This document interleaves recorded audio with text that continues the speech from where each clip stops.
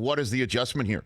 Because as you know, Harbaugh made some adjustments this past year, and a lot of that has to do with the fact that Don Brown couldn't defend. The defense that was terrific against everybody was just ripe for Ryan Day's plucking, whether he was the OC or the HC. So what do you think is the is the way that Ohio State's going to go back to the drawing board and try and beat Michigan? Albert? A lot of it, Rich, is that this stuff that you saw on Saturday wasn't a one-off. It was everything sort of coming crashing down at once. And you saw the Oregon game played out very much like the Michigan game, right? Like, so that was about physicality on both sides of the ball. It makes you ask the question, with those great receivers you have, had you lost a little bit of that edge because, you practice the way you play? And if you're throwing the ball around in practice, are you, creating the sort of physicality you need? So I think that that's one piece of it. The red zone offense was a problem all year. That relates to the running game. The third down defense was an issue during the year.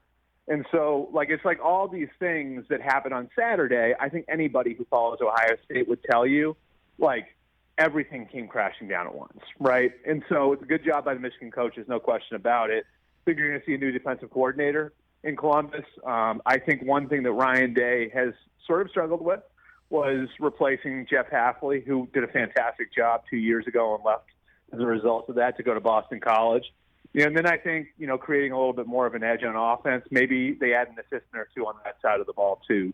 But I can promise you the talent's there. The talent's there. It's just, I think that there were some systemic issues with this year's team that all showed up at once. And, it's quite a scene on Saturday. I wish I could have enjoyed, all of that. The teams walking out of the tunnel. That was amazing. Falling down. That was so great. I wish I could have enjoyed that quite the same way. I wish I could have enjoyed that the way that you probably did, at the end of the day. You could remove the word probably from that sentence.